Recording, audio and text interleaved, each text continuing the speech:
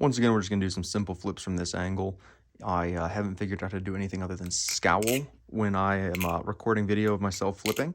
So until then, we're just going to do some really basic little rollovers and just kind of take a look at the knife from this angle. Get a feel for the sound and the way it handles while flipping.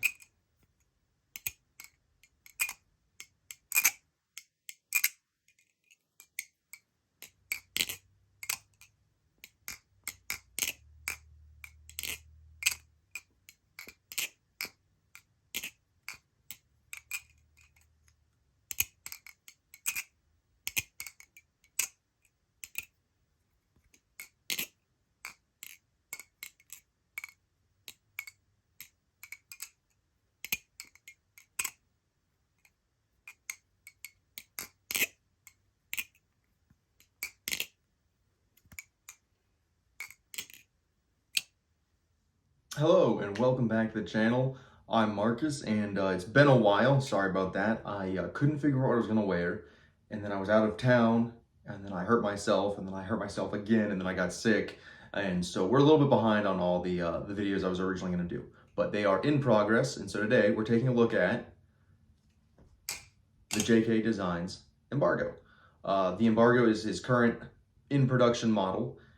It's pretty fantastic. We'll just get that out of the way right away. I don't think JK's made a single bad thing recently. And everyone's got their takes and their tastes and their preferences, but everything's been exceptional, to say the least. So we're gonna go and take a better look at the Embargo, and we're gonna kind of get into it and break down some of the new features, some of the new things, some general thoughts on it, how this is set apart from his other knives in production in the past, and just gonna take a look at this Embargo up close and personal.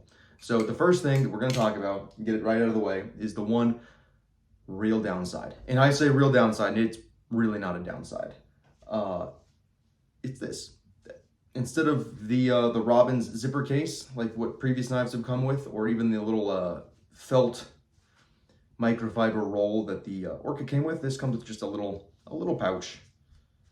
Boop, right in there. And that's it. That's the only downside.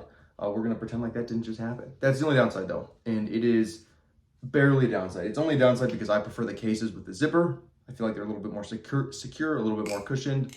And just overall, that's my preference. But honestly, those don't factor into the cost of the knife all that much, and it doesn't factor into the actual quality of the knife. And so, let's get to talking about the knife itself. Before we get too much into it, there's going to be a little bit of a different way of doing things than I have in the past, so please bear with me. And if you hate the new style, let me know. If you like it, let me know. All right, so here's a little bit of a closer look at the Embargo under some better lighting. It's a little bit oily in the pivot. Some of the carbon honey there ran out of the pivots just because of the way it was carried in its sheath. So it's a little bit messy, but it's not an over application of lube as I've done in the past. So we can see this knife.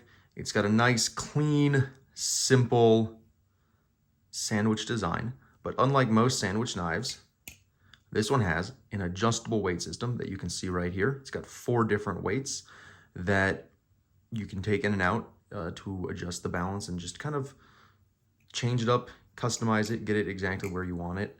I can't flip it open and close here. I don't have room between the camera and the desk, so we're gonna just do openings like I've never touched a Balisong before.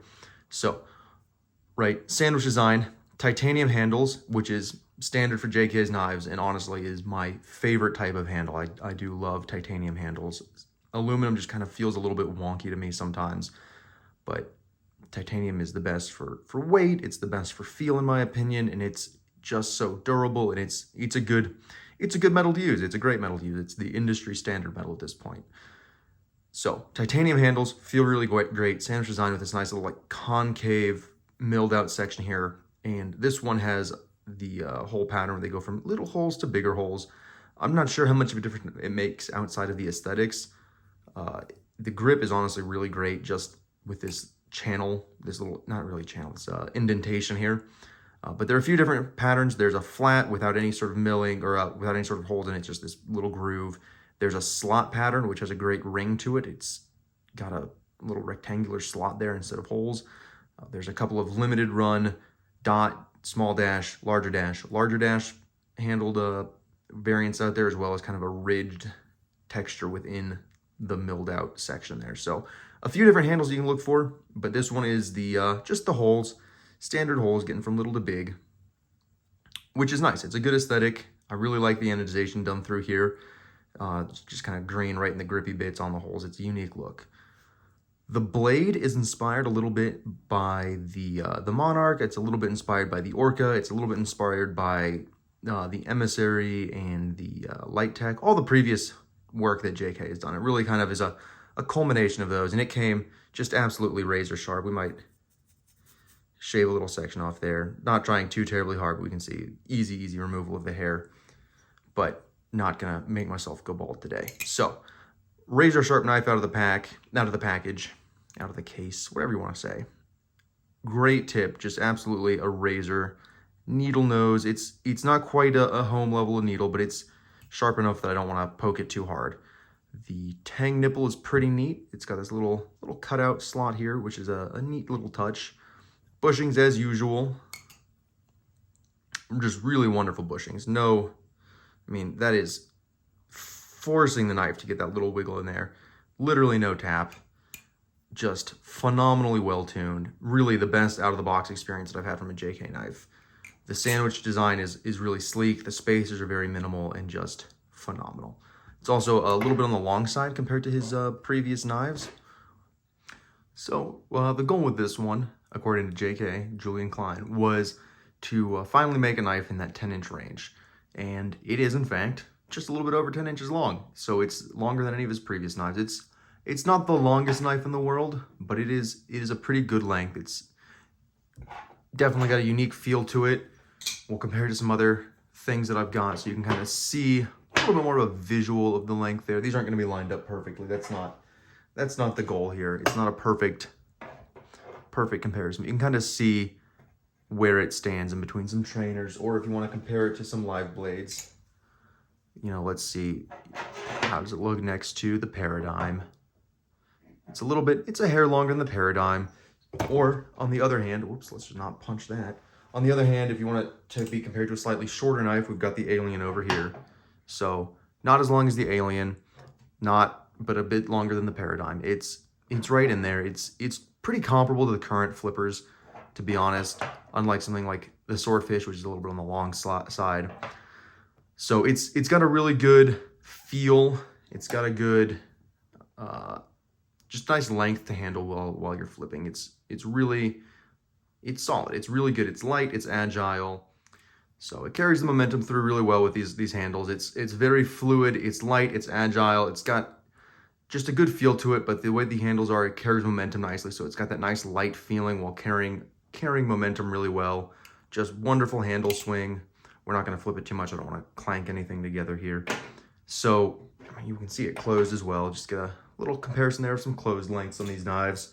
Not the most relevant thing for this review, but we can at least see how they all look next to each other closed. You can kind of see some handle length differences there, not just the blades, and you can get just a feel for it. Full review for the Swordfish will be coming eventually. The Swordfish is weird. It's fun, but it's weird. So you can kind of see it's got a little bit longer side handles, which again feel really nice in the hand. Really can't say anything bad about the overall construction. It's got, you know, just a very clean, elegant look to it. It's not the most complicated design, but it has a very unique flair that I haven't really seen in any other Balisong. Not that other Balisongs aren't unique, but rather I can't as easily see where this one draws inspiration from outside of JK's own work. So it feels good. It feels nice. It's a great flipper. The blade is S35 VN steel. The handles are titanium. There's really nothing bad that I can say about the way this knife is built or the way it handles or anything really. It's not comparable to something like the Paradigm or the Alien, right? Those are handmade 100%. They are, I mean, really everything is done by hand, right? So there's no CNC machining on these. They are closer to works of art rather than anything else. Just beautifully made knives. And so it's really tough, right? These are the peaks of my collection here, the two full dress knives from Stitch. And it'll be hard for anything to top those. So it's not even worth the comparison. this is something that you should compare to the Solo, or even JK's previous work like the Monarch, or the Tsunami, or the Slift, or the Opus, or any production knife. This, I think, though, is the best production knife you can get. That's it. That's my review. It's the best production knife you can get. It's adjustable. The weight pins are done in a way that is really secure and aesthetically pleasing. I think it's a really neat look to focus on the weight pins rather than try and hide them away. And granted, you know, a Chandwich can't hide the weight pin or can't expose the weight pins. It's got to hide them.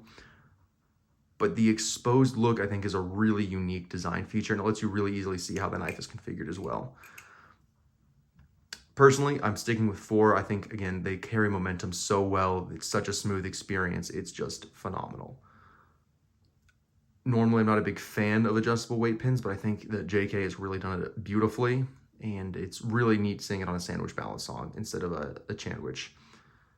So that's it. That's my look at the Embargo. It is, I think, the best production Balisong that you can get right now. Again, it can't compare to a custom-made Balisong. It can't compare to something that's handmade. Again, just the Paradigm is an absolute work of art. It is, again, Paradigm is still my top Balisong, and that is in no way to say anything negative about any other maker's work. It's just the Paradigm, in my opinion, can't be beat. However, the Embargo is a phenomenal Balisong with phenomenal feeling, phenomenal weight, phenomenal, just the blade is so gorgeous, and it's so sharp, which I really appreciate, and it is so satisfying. Just the feel, the way everything works for it, it is incomparable in terms of production Balisongs. It is the best thing that Julian has put out. It is, I think, the current best Balisong you can buy. I really cannot think of a single competitor to it. I enjoy the way this feels more than something like the Tsunami, and I did really, really love the Tsunami. But as far as Balisongs that you can get right now that are production Balisongs, I don't think that you can do better than the JK Embargo. It is phenomenal, and I look forward to trying future hole patterns and seeing what else comes out of his shop in the future, because of all the knives that he's made that I've handled, this is my favorite. Thanks for coming, and we'll see you whenever I make another video.